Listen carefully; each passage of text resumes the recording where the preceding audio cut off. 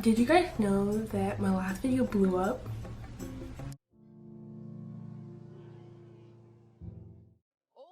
Yeah, going ain't like nigga. Move out the way, please don't be a hero. Hey guys, it's me Malone. Welcome back to my channel. So today's video I'm going to be giving you guys tips and tricks on how to start a YouTube channel in the year 2021. Crazy, I know, we're already in 2021, crazy. I just wanted to give you guys a big thanks for blowing up my last video because I did not expect it to blow up at all. Right now it has like 300 views. That's kind of crazy. If you haven't subscribed yet, what are you doing? It's down there.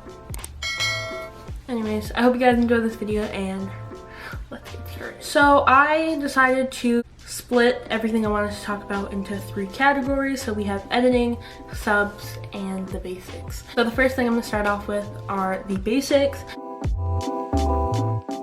So to hit monetization, getting money on YouTube, you need 1,000 subscribers and 4,000 watch hours. That might seem like a lot, but once you break it down, it really isn't a lot. 4,000 watch hours translate to 240,000 minutes.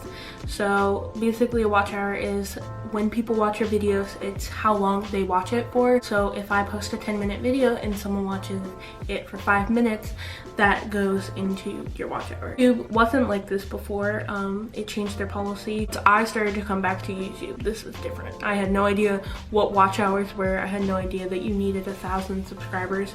And so it can be a little scary at first, but always watch out for this. And I use this app called YouTube Tracker, and it helps me keep track of how many subscribers I have until I need to reach 1,000 and how many watch hours that I have until I reach 4,000. It's just use your resources because it can really help. Next thing is video ideas. Now sometimes it's kind of like writer's block where you have no idea what to post. You're just stuck. You don't know what to film. You don't know like all that. There's a thing called YouTube, and you can look at thousands of videos of video ideas, and each of them have a lot of video ideas that you can choose from. My advice would be to choose something that is related to your content and also something that is going to bring in views, because that is the most important thing. Next thing I have is the YouTube algorithm. Now this is always changing.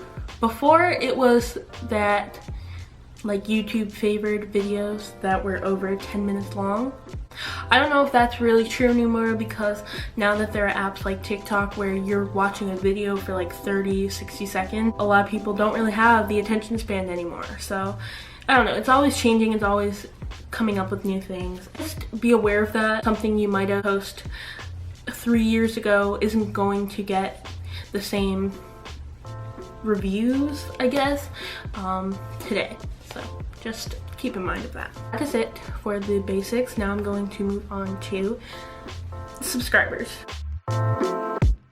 Biggest thing you want to do when getting subscribers. I used to be really insecure about my YouTube channel. I wouldn't share it. I wouldn't post anything about it. I would just leave it alone, and that's not really the way to go about it. I used to be scared that people were gonna make fun of me for posting YouTube videos, and it's not really like that. I know some people do hate, but you just have to let it go. If YouTube is something you really want to do, then do it no matter what. But promoting is the biggest thing for like really anything. If you're trying to sell something, if you're trying to bring in people, promoting is the best way. So whenever I post a video, I post on Snapchat and Instagram, and actually most of my views come from other apps. So when people press on the link, they watch my video. When people view my story, they're watching the video. So it's how you promote it, and if you can promote it well, and people will watch it. So yeah, that was it for subs. I just wanted to bring that in. Thing is editing. My number 1 tip is to use iMovie. iMovie is free and it's really easy to use. As you can tell, I use iMovie and I think I do pretty well with it. I'm always learning new things about it and what I can do to improve. Like if you look at my video from a few months ago to now, they're completely different because of editing styles and it evolving.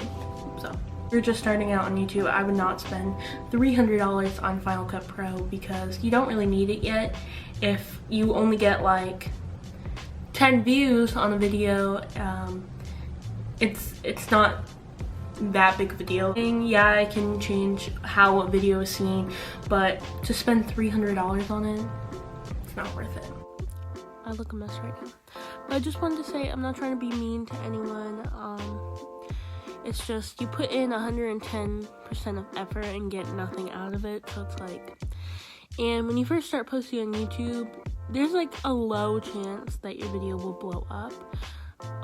So you don't really want to spend, you know, the whole effort on editing and all that stuff when, you know, people might not see it and it might be a long time until they see it, so just keep that in mind. Okay, keep watching. It's kind of like you put in all this work and no one's gonna see your video, so yeah. Green screens. On iMovie, there is their own text, and the text is not very aesthetically pleasing. They changed it now, a few different modes now for text, but you can't move it wherever you want, and green screens really help with that. Green screens are a huge thing. I use green screens when I use text, and I can put it wherever I want, and yeah, it's basically iPhone versus Mac. Now, I believe that when you first start a YouTube channel, you do not need a MacBook. You can do everything on your phone. I find my music on my phone, I edit on my phone, I do my green screens on my phone. I don't use the computer at all. Next tip is camera. Different for everyone. If you have a phone, by the way, go watch what's on my phone. They have really nice cameras that are super good with filming. Like when you film a video with your back camera, you can set it to 4K 60. That is pretty good for an iPhone, so yeah. I did get a camera 2 years ago for Christmas and I love it. I have like the Canon SX710HS PowerShot camera. It does everything I need it to. It films, it takes pictures, whatever. Next thing is lighting and your background. So I film in front of my bed with my lights, you know, basic, and you want something that isn't going to be like an eyesore but also isn't going to be like a plain wall. Lighting is a big one too. You want to either film in daylight, natural daylight, or if it's cloudy or rainy outside, whatever, you want to use a light. I am using my lamp right now and it is doing pretty well. I also have a ring light that I used in my last video, and it's a small one.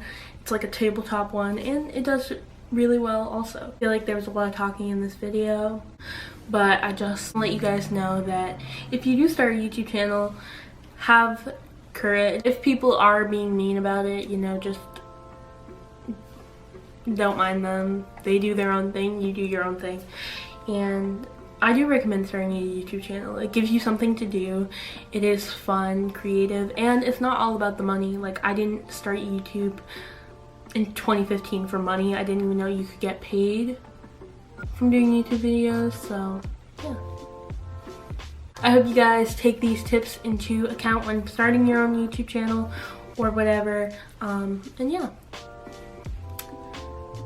And alright, I'll see you guys next week.